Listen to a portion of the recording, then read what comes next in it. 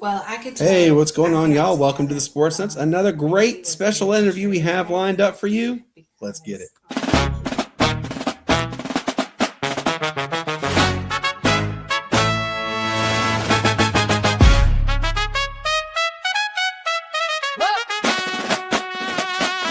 Welcome to Sports Nuts University.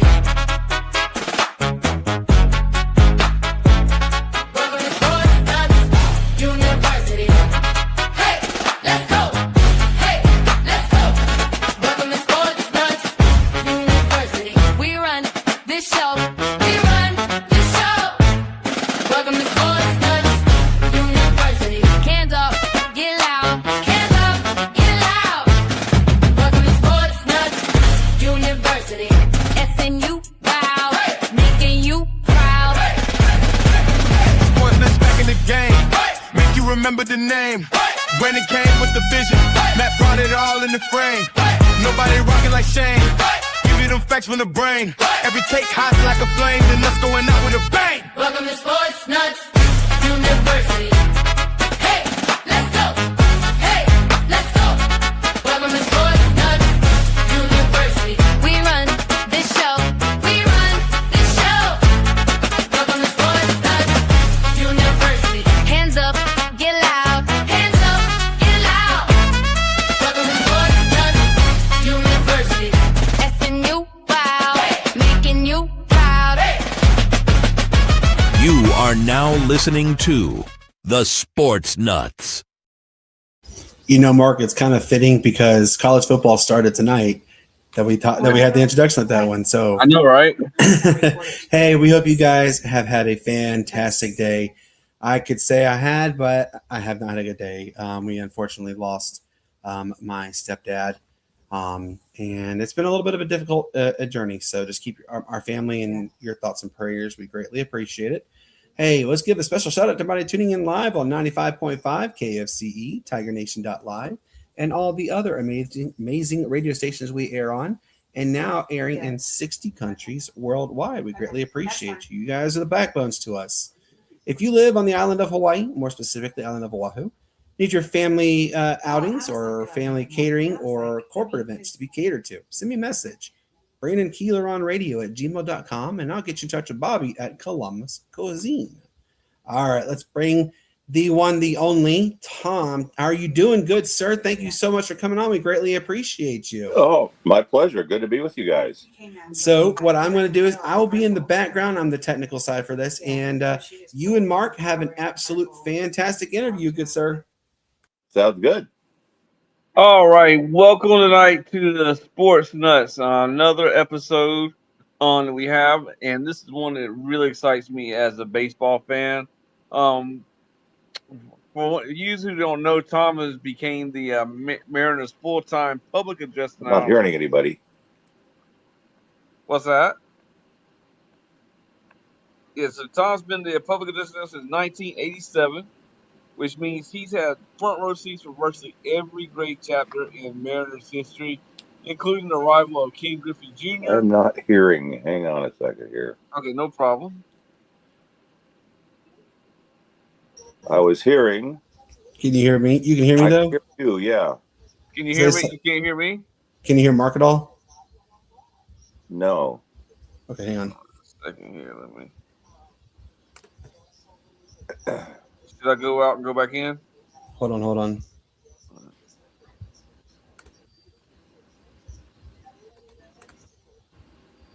Say something now, Mark. Yeah. I can't even hear you either. I know. Log out, Mark, and come right back in, okay? Okay.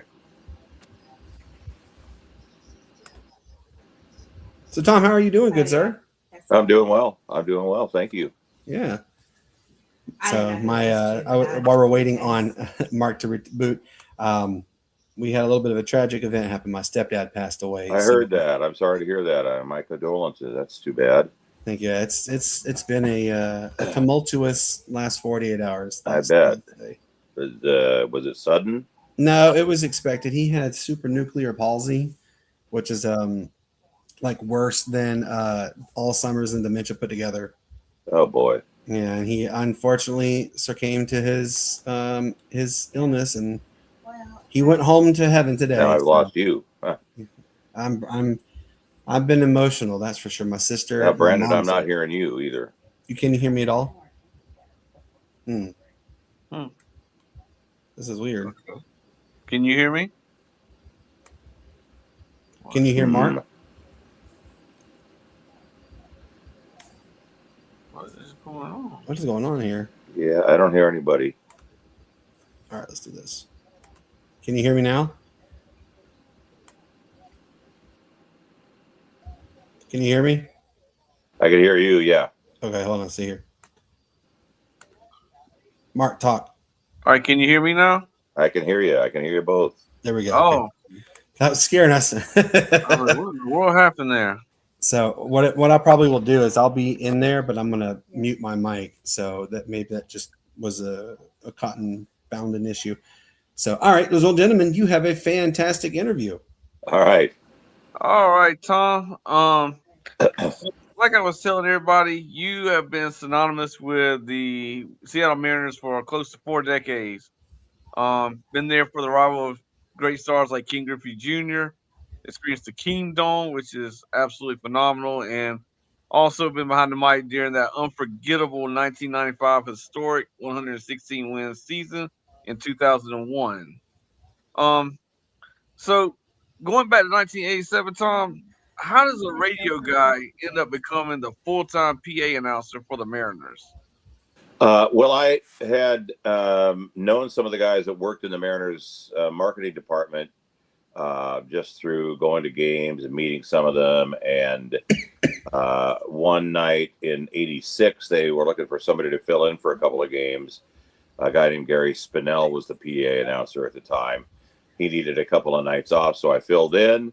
And then the next year, he ended up taking a job out of market and left. And they, I guess, liked what I did enough to offer me the job full time the next year. So I got it then and have hung on ever since. So for 40th year now. Now, did you ever imagine 40 years later we'd be still sitting here talking about you as being the PA announcer? No, I mean, I thought this is fun. I mean, 10 years maybe, but it became 15, became 20, and more memorable seasons came along, and it just it's hard to believe it's been that long, but it's something where I love baseball. I believe baseball is the best sport there is. I know you can get arguments with people in football and other sports, but I've always loved baseball. I played it through high school. I coached it in high school. I coached high school ball. I've been around the major league game now for 40 years, so it's definitely in my blood. I've got my son, whom I coached in high school, who now has a little 4-year-old son he's coaching, and my daughters both are baseball moms. They've got sons playing baseball, so it's definitely a family affair. All right. Man, you cannot say enough about that because All right. Bye. down here in South Carolina, it's SEC country, is big time college football, but I don't think there's anything like a day at the ballpark, my friend. Like really and truly. No, it's the best. And even now, I still, every night I go into the booth at the stadium and turn the corner around the door that I walk in and see the green field and a football field. There's a certain aesthetic to a football field or to a hockey rink or to a basketball court. But to me, the beauty of a baseball diamond, just specifically because they're different from everybody else. I mean, there's no two fields with the same, no two ballparks with the same dimensions, unlike every other sport. And Right. It's just, a day at the ballpark. If you get a chance to, smell the peanuts and the hot dogs and the crazy stuff they are selling at ballparks nowadays. But it's a great experience for everybody, I think. I couldn't agree with you more, man. So I want to talk about the Kingdom for a little bit. Somebody like myself, East Coast guy, never experienced, a Pat Kingdom. Take me inside that building. What did that place actually sound like and feel like when 50,000 people are actually going crazy? It was crazy because it was an enclosed stadium, and if you in there for a Seahawks game, particularly because they seated a few more for the Seahawks, but it was crazy, especially when it got into the '95 season when we made that unexpected run to the playoffs, and it was packed every night. Uh, the reverberation of all the voices in there, coupled with the fact that it was a domed stadium and the acoustics were terrible, it was madness, and it had to be terribly intimidating for opposing teams to come in and play in that building, especially when we got it pumped up and full, and with not only a full house but a very rabid full house. So it was a really incredible experience.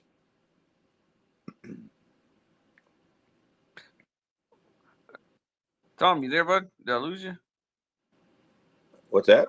Oh, okay. I thought I froze. I thought you froze up on me there. Oh no.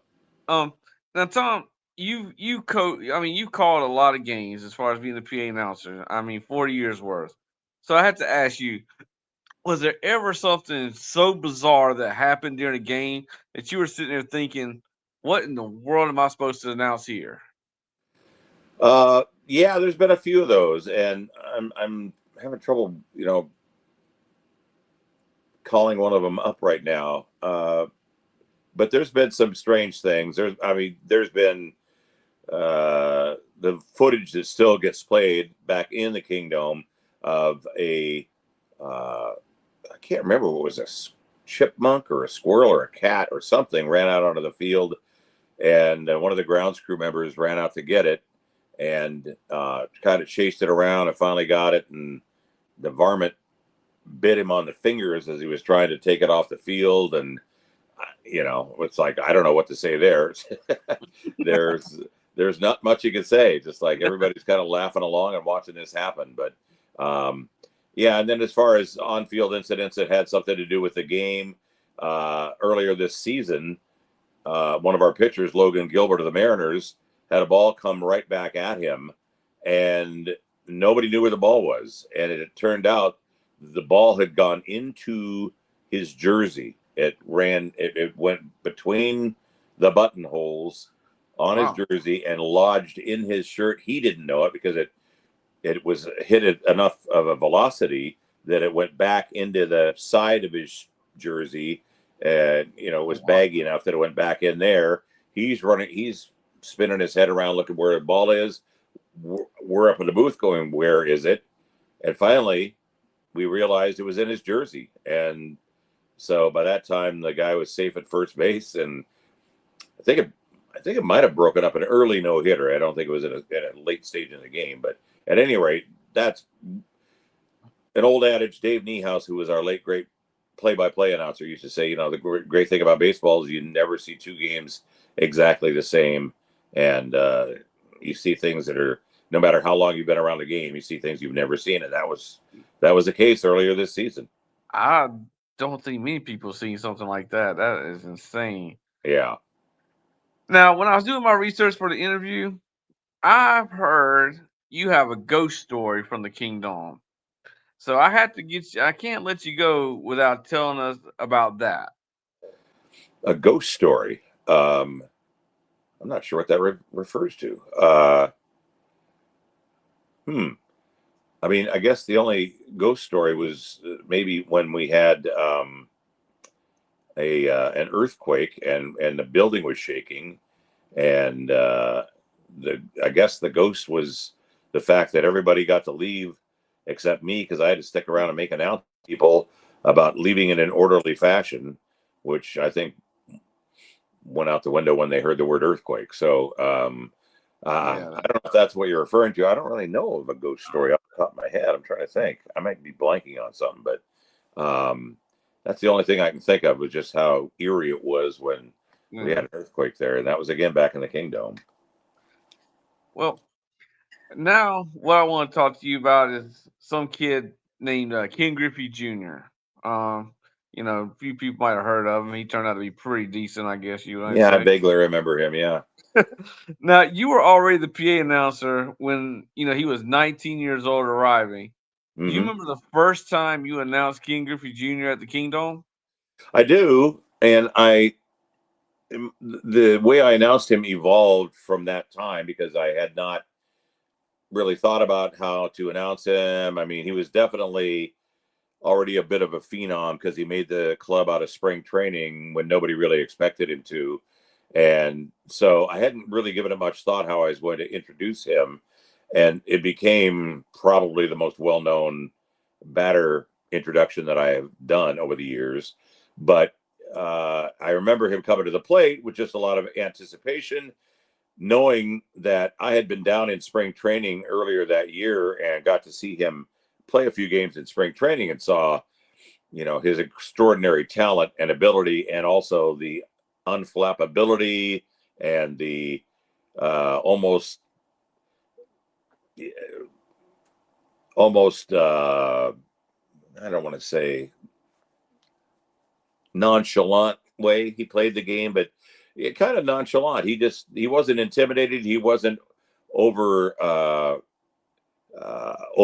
by being in a big league training camp, spring training, let alone, and nothing seemed too big for him. Nothing seemed too nerve wracking for him.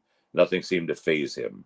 And I had some friends on the team, notably Mark Langston, who was a pitcher at the time, and we were hanging out having dinner one night after they played, and I said, "What about this kid? Do you think he's going to make the team?" And he said, "I don't know how they can keep him off. I mean, he's not overmatched. That was the word I was looking for earlier. He's not overmatched.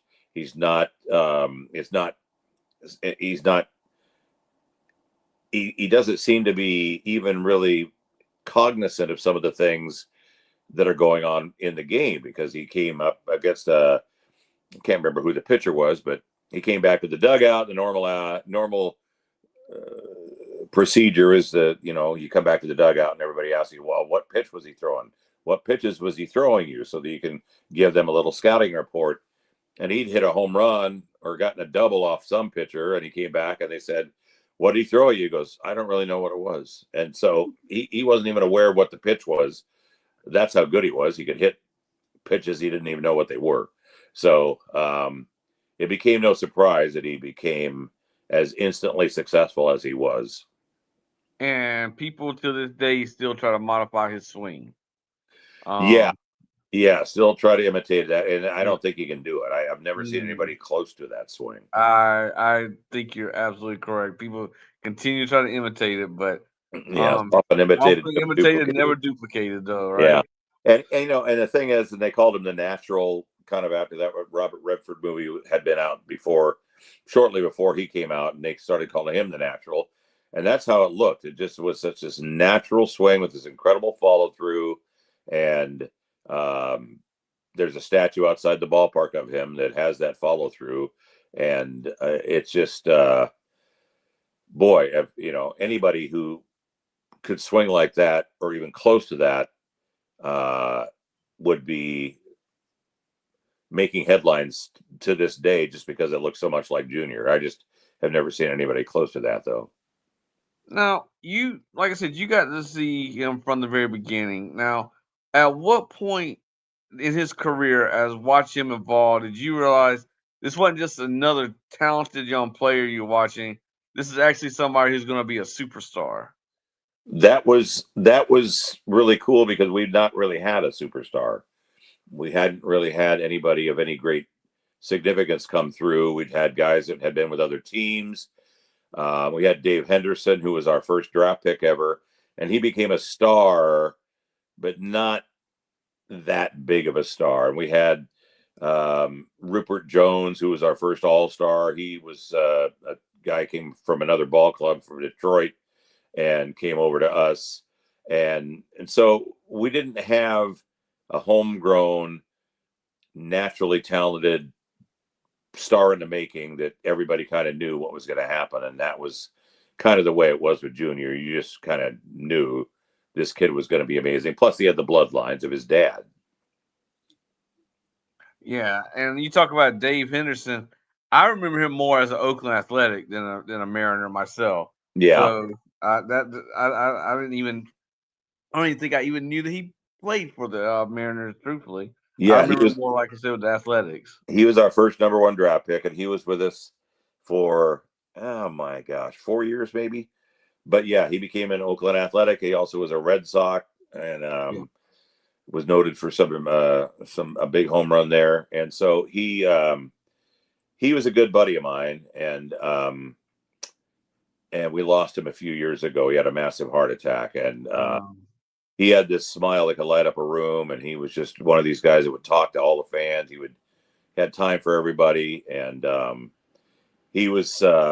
We missed having him here, but he still lived here in Seattle, despite not having played here for several years after that. Going to Oakland and Boston, and I think he also played for the Angels a little bit, and the Royals for a little bit before he retired.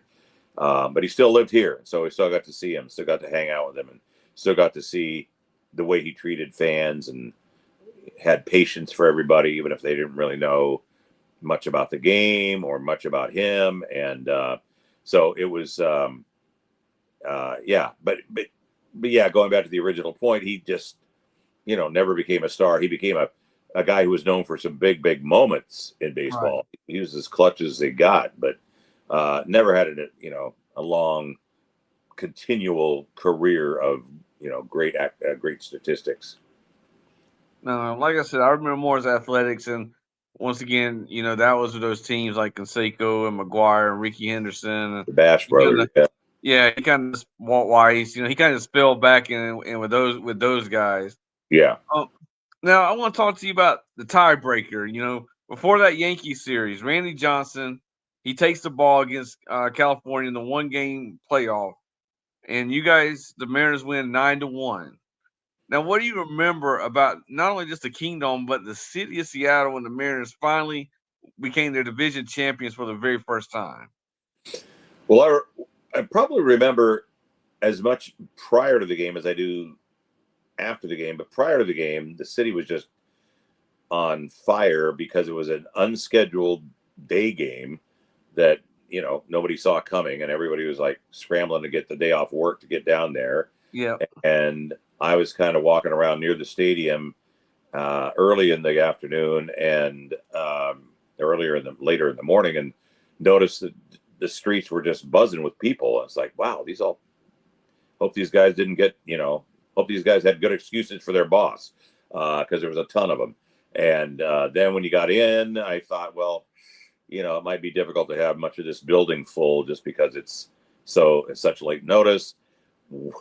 This is new for us. We've never been through this before. And then the building was packed. And then during the game, it was obviously over pretty early. And my aforementioned friend, Mark Langston, was the unfortunate loser in that game. He ended up taking the loss, and there was a picture of him sitting at home plate after a ball that got past home plate that was trying to cut off a run at the plate. And he was just sitting there looking exasperated. And for a moment, a very brief moment, I felt sorry for him, but was more ecstatic about our team. And then afterwards, it was just people spilling out onto the streets and filling up all the local watering holes. And we had done something that had never been done before, and it was very unlikely to be done, given where we stood at this point in late August of that year. We came from 14 games down, and it was just an incredible comeback. And Jay Buhner was famously noted for saying, who cares about the wild card? Let's win the whole effing thing. And that's what they ended up doing. Well, before I go to my next question, this is all coincidence. We've had former Mariner Braden Bishop on the show before. He literally just texted me about doing a future interview, literally while you were talking. Um, so that was kind of weird. That was kind of funny how that happened. Yeah. But what can you tell me, and how neat was it to actually learn about that gentleman's journey? About Braden? Yes. I knew that his mom had had a terrible health battle that she ultimately lost, and how dedicated he was to her and trying to take care of her, and also try to make a career out of baseball. And ultimately he was with our club for a pretty brief stint. Yeah. But what I knew of him, and I never really got to know him, but what I knew of him, I heard nothing about him other than that he was a class act, had a good Christian faith to fall back on and to get through some difficult times. And, he's one of those guys that if things had been a little bit different, things had broken a little bit differently, he might have been, an everyday player in the big leagues right now. It just didn't work out for him, but a tremendous, from everything I've ever heard of him, a tremendous person as well as a good athlete. Yeah, like I said, he was on the show one time, and like it was just coincidence. He literally just texted me about coming back on and do an interview with me. I like literally texted him probably like 3 weeks ago, and he just apologized. He didn't see the message, so I don't know if he's watching the show right now or not. Now I want to talk a little bit. We can't talk about the Mariners without talking about the 2001 season. 116 wins. There's no Griffey. There's no Randy Johnson. Alex Rodriguez had left. Did anybody in that organization seriously believe that the next Mariners team was going to be better than the ones previously? There was no logic to that at all. When the three names that you just mentioned are all gone, and we didn't do it before they left. How could we expect to do it after they left? When you had the chance to have three of the best players, future Hall of Famers, gone, why would you expect to be able to replicate anything close to that? But it was just an amazing story that was just the collective was greater than the sum of its parts. And you had really good ball players, and we had some people that probably performed a little better than you might have expected them to. And we also had Lou Piniella again at the helm, who there's something to be said for him and the way he managed a ball club. He just had a certain touch and a certain knack that other managers don't have and haven't had. And I think he had a lot to do with it, but we also had some great players that did have great years, like Boone and guys that were stepping up, like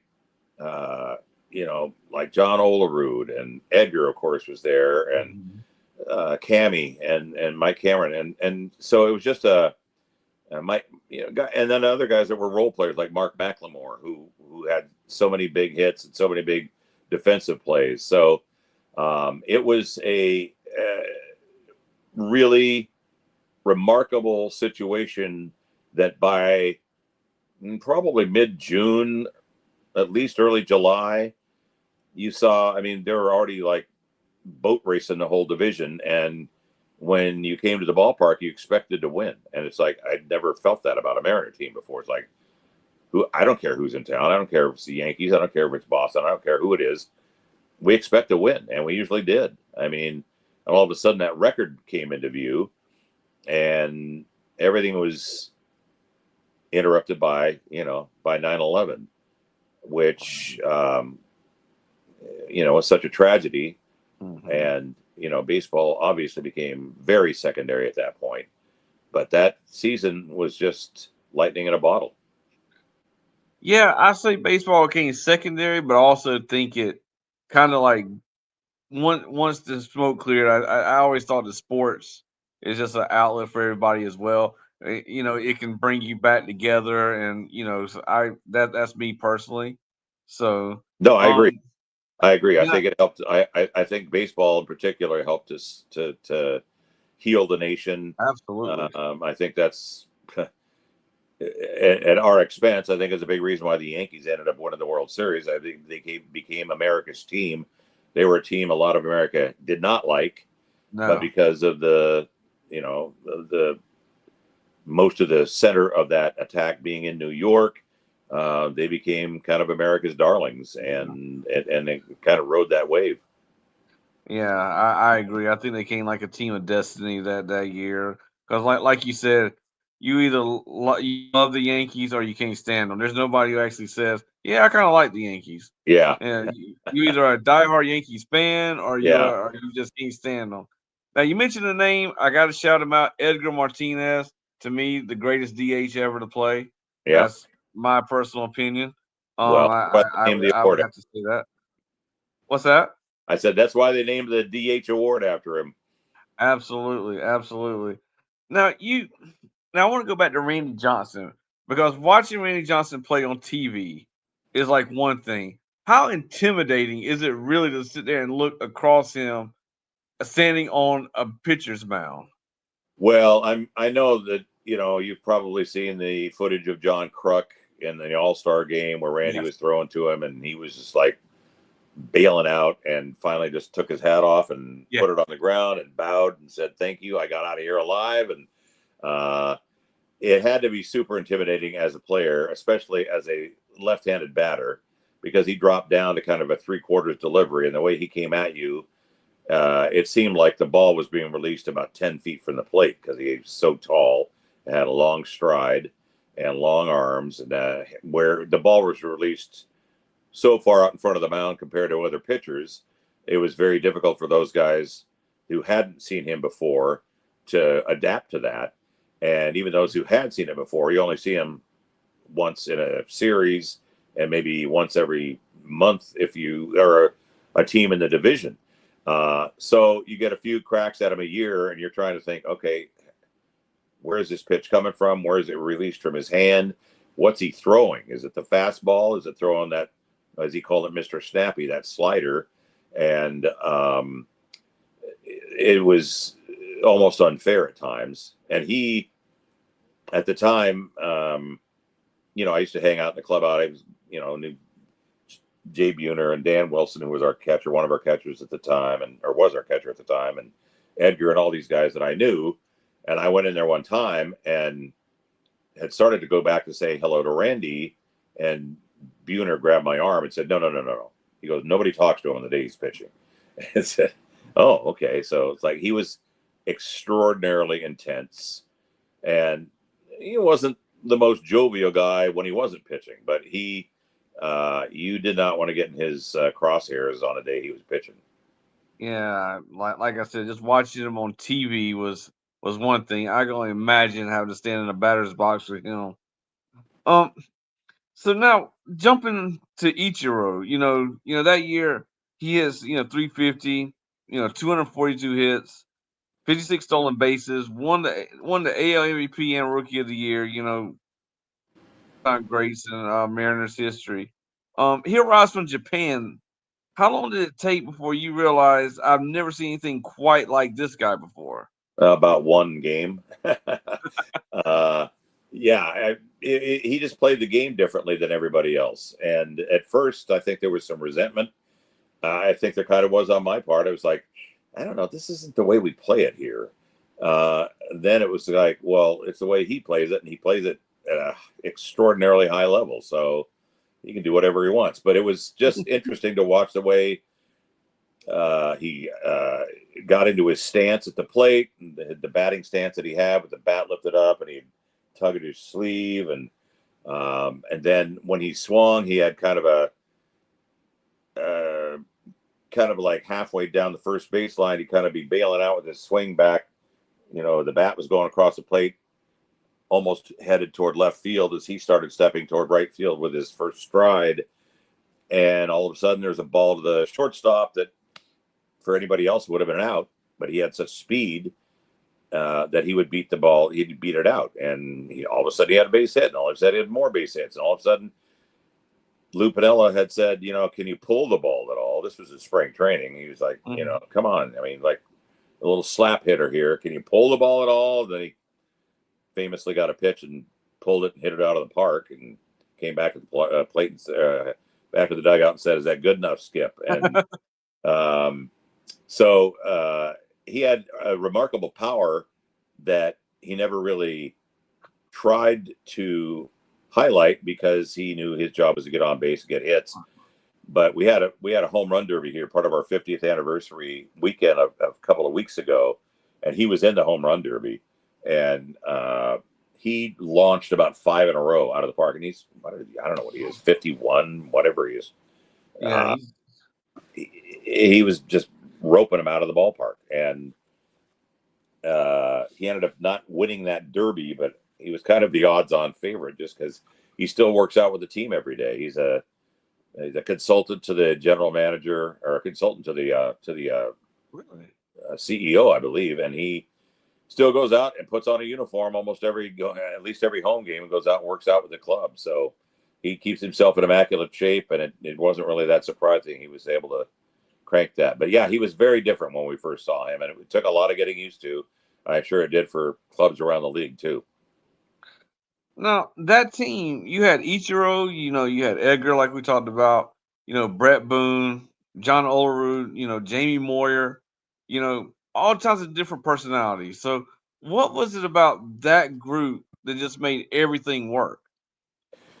Well, I think I think I mentioned it earlier, but I think it all came down to Lou. I think that he was a guy who was a extraordinary manager and a great manager of people.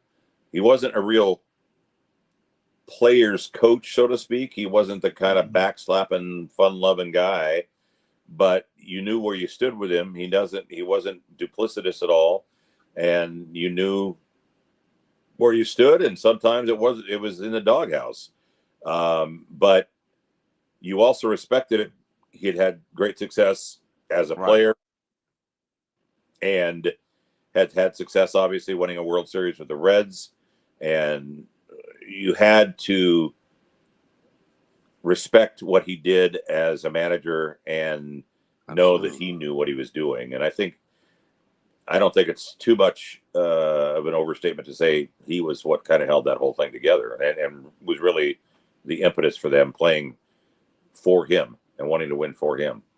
Yeah, like you said, I never saw Lou Piniella as a players coach or anything like that. But as far as being a great coach and knowing the game, I don't think there's much better, man. Truthfully. Yeah. Now, you spent more than 2 decades around Dave Newhouse. Now, Mariners fans, they know that legendary voice, but many people might want to know, what was Dave like when y'all didn't have the microphone When he had it on or off? off? Well, he could be a little bit of he could be a little bit off color, and when there were struggles, I didn't get to work with him that much in the booth because I was in the PA booth, but there were spring training games or games where I was doing the post game show where I'd come down and he'd flip the mic off and, say something about, especially during spring training, there was guys coming into the game who you didn't know who they were because their name wasn't even on the roster. And there was a spring training guy coming in, number 76. And he'd flip we're going to be back with that pitching change right after this timeout. And he'd flip the mic off and go, who the hell is this pile? It's like, it's just like, he was first and foremost a major baseball fan and could describe the game like nobody I've ever heard, and nobody I don't think we'll ever hear again. I mean, you've had some great announcers like Joe Buck or Jack Buck all the way back, and Harry Carey and John Miller and many, many others dating back to the old days. But Dave could take a terrible game and make it sound interesting, even if we're getting beat 12-0. And Rick Riz, who was with Dave for many, many years, was emceeing this 50th season celebration a few weeks ago, and they announced he's going to be inducted into the Mariners Hall of Fame, very rightfully so. But Rick said one of the things Dave taught him is you can have a bad baseball game, but you don't have to. That doesn't mean you have to have a bad broadcast. And so that's one of the things he instilled in Rick, and that's one of the things Dave embodied so well, was the fact that no matter how bad the game was, it was still interesting by some factoid, especially if it was a road game. He would talk about how they went out to Arlington National Cemetery before the game that day, or how they were in spring training and went up to, some mountain to do some hiking around and saw some really cool scenery or whatever it might be. He had stories about every city they went to, and stories about every broadcaster that they ran into, and colorful stories about the guy like Bob Euchre and things like that. Mm-hmm. So he had not only the depth and breadth of knowledge about the game, but about the people who made the game. Both the broadcasters, the managers, the players, the sports writers, everybody. He knew them, and he cultivated relationships with them, and he had great stories about everybody. Well, I want to tell you this, man. One thing I really want to touch on because like I said, we've talked about a little bit of everything, and I kind of like the sprinklers. But one thing I do want to talk about is Felix Hernandez's perfect game. All 27 Devil Rays, 12 strikeouts. Just an amazing game. Now, take me into the ninth inning. Everybody's in the stadium knows exactly what's happened. What did that building feel like when he was 3 outs away from perfection? I'll tell you what it felt like. It felt frustrating, and here's why. I did not do that game. Oh, really? I was working at a radio station, and I normally got the afternoons off. It was an afternoon game against Tampa Bay, and we were shorthanded at the radio station, and they couldn't let me go. I was anchoring the news, and they had nobody else to fill in. And they said, I'm sorry, we're gonna have to skip it. And I thought, Tampa Bay, who big, big deal. Oh. And I'm keeping track of it in the booth, and I'm thinking, oh my gosh.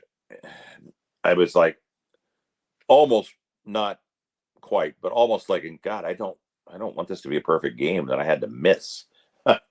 And then sure enough, it happened. And so I got a guy who backs me up, and he filled in, and he filled in. He goes, how many people could say they filled in on the game, and a game of a perfect game? And Oh. he got to do it. So I don't have the memories I wish I had of that game, of being there in person. But obviously I've watched it many times. Yeah, man. So I just want to talk about a little bit of just fun stuff now, my friend. Because like I said, I hate that you missed that game. That's out of all the games in a 40-year career that you could Yeah. have missed, you missed one of the great. Little bit stuff like behind the microphone. Like, what's the funniest mistake you ever made with a live mic? Oh gosh. I announced a pitcher as the batter one time for the other team. We had this was Dennis Powell was a guy. He came over in the trade with the Expos with the Mark Langston trade that brought us Randy Johnson. Uh-huh. And he was a very inconsistent pitcher, and he was on the mound, and he had a really good start going. He'd like struck out 6 of the first 7 guys, and I forget who we were playing, but he was on the top of my mind. And somebody goes, "Wow, Dennis Powell." I go, "Yeah, he's dealing." And then the next batter came to the plate for the other team, and for whatever reason, his name was in my mind. So this Yankees, whoever it was, now batting for the Yankees, Dennis Powell, and I, oh no, I can't call that back. And one of the couple of the players in the Mariner dugout, which was down below us, had hand lettered a sign and it said "boo" and held it up in my direction. And extraordinary embarrassment at that point. But there's one of those things you can't unring a bell, and that's Hey, you live and you learn, right? Exactly. Even Just laugh it off. Year veterans make mistakes, man. Yeah. So I got one final question for you, Tom, and before we let you go get some rest, I know you need it. You've been doing this for 4 decades, through Griffey, Edgar, Randy, all the things we've covered. Mm-hmm. After all of it, what's the one Mariner story that you just get tired of telling? Let's see. Probably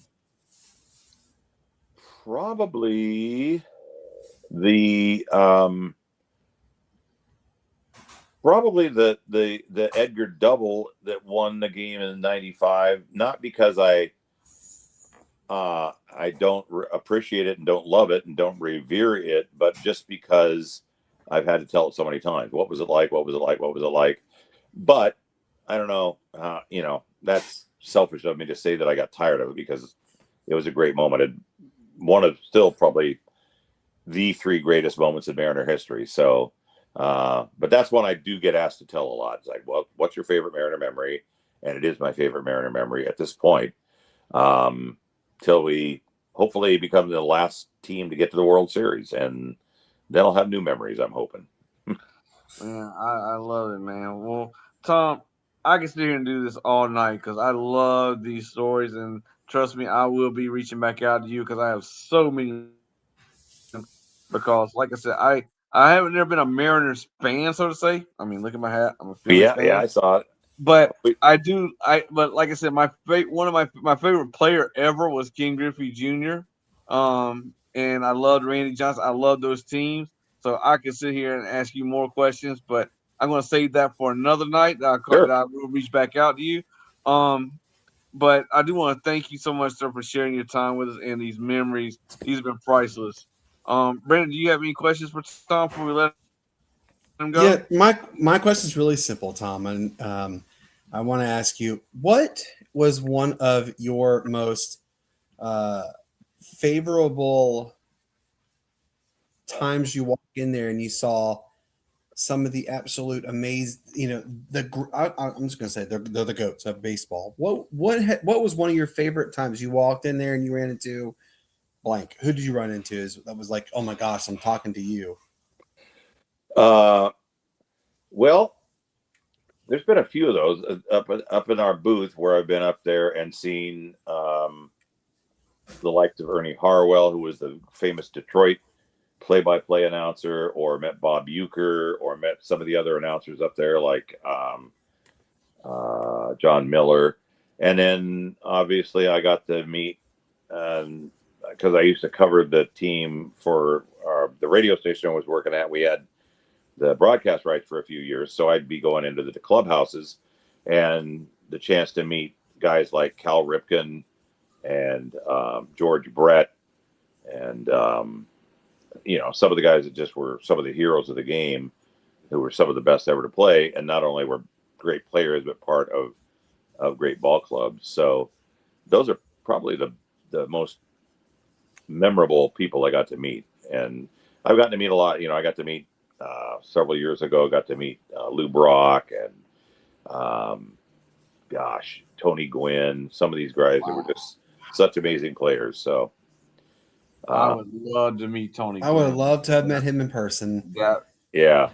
Oh. Just listening to him whenever he was in the booth, man, like doing the games and like ESPN and stuff was just.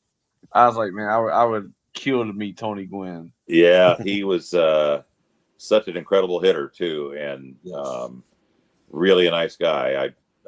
He was with the Padres when I met him, and he was very gracious and very signed a bat for me. And he was. I've had the opportunity. I've had the opportunity to meet both Frank and Brooks Robinson.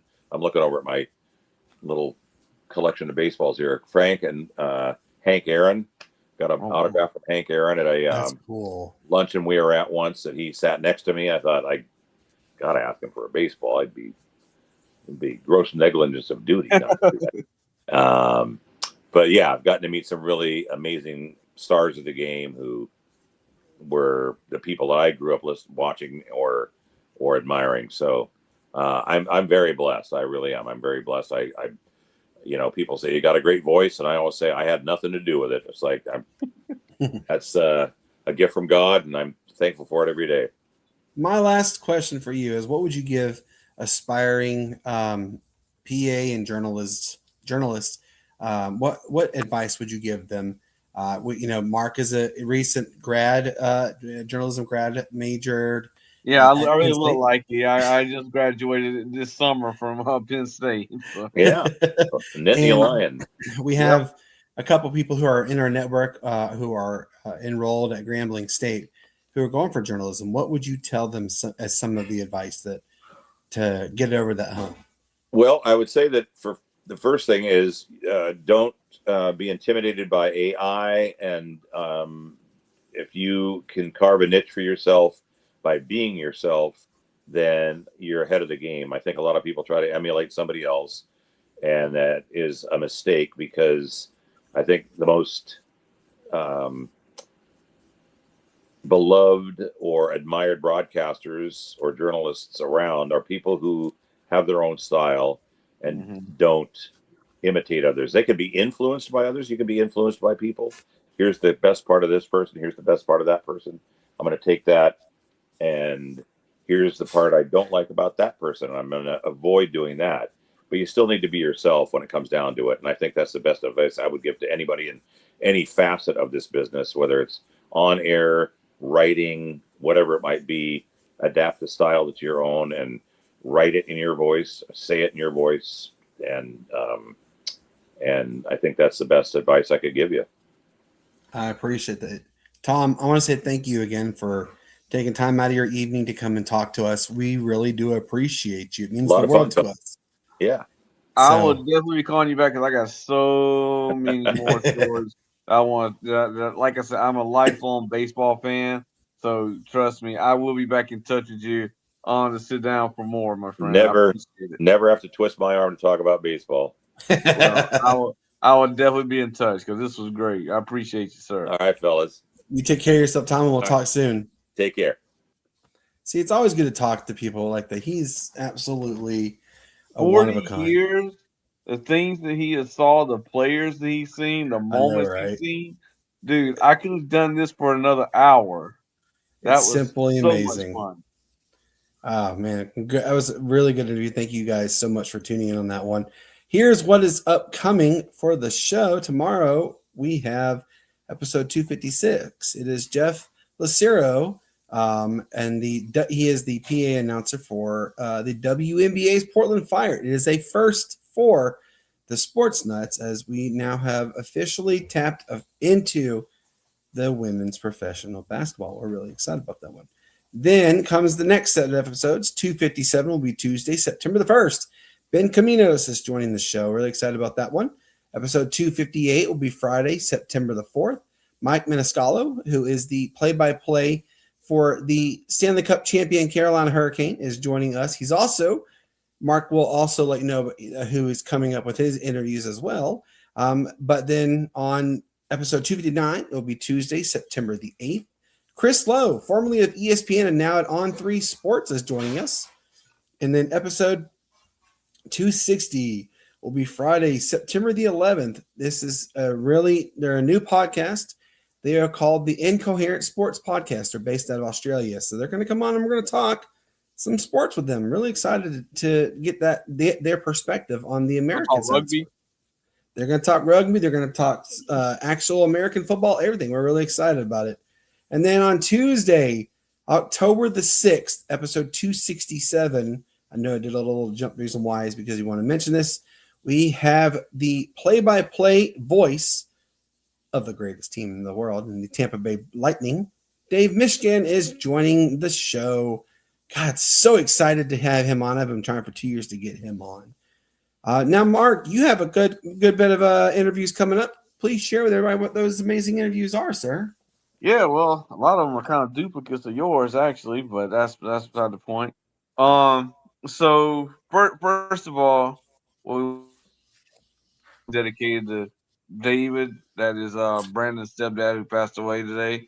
So did think it'd be rightfully this show was such a cool uh guest to be dedicated to the owner of the Sports Us Networks stepdad who sadly lost this morning. So once again keep Brandon, his sisters, and family in your prayers.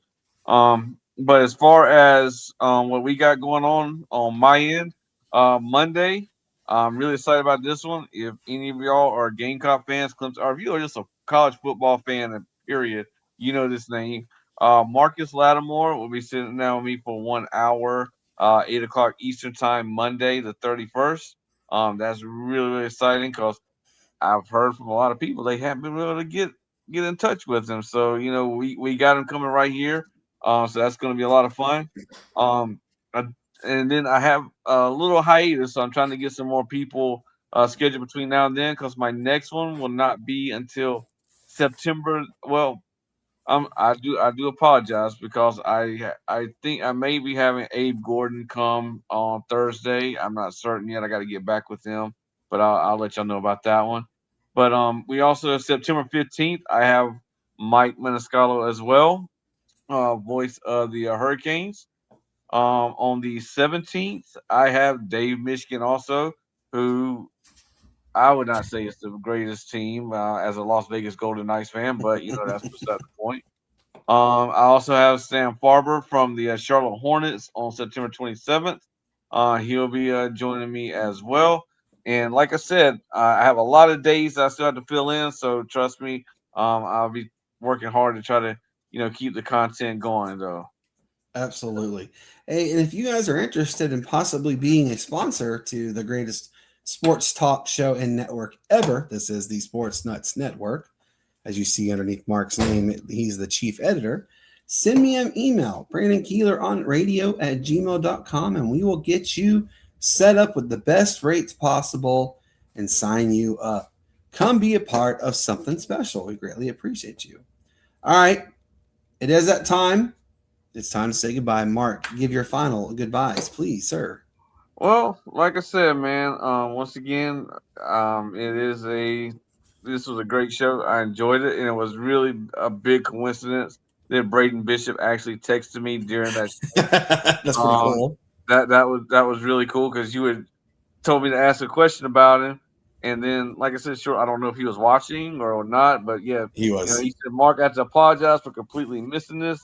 Totally on me." He said, "Whenever you need me, let's get together." So, looks like I'll be getting together with him to try to schedule something, which is going to be really, really cool because he has a really neat story. He does. From baseball, all the way to his foundation, his relationship with his mom. That's going to be really so I'm really excited about that.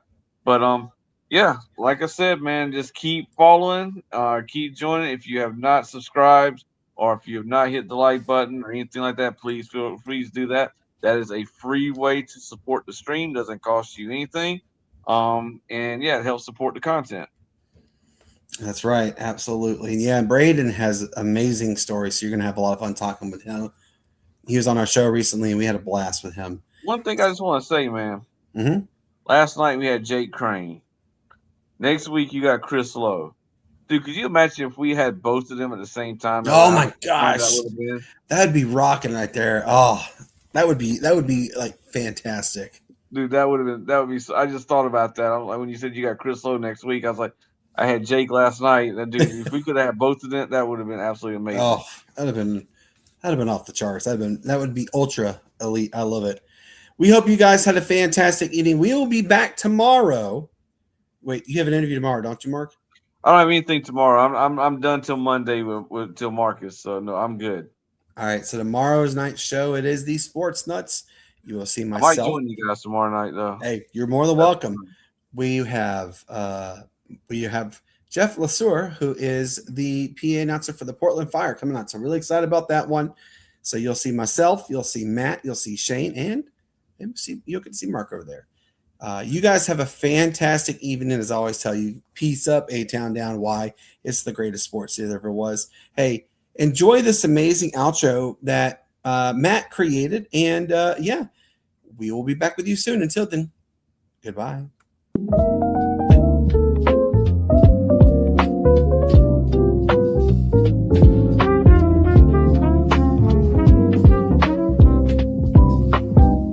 Welcome to Sports Nuts University. Another show is in the books tonight.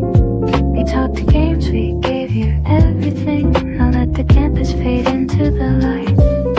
Sports Nuts University, where the nuts always come to play. Sports Nuts University.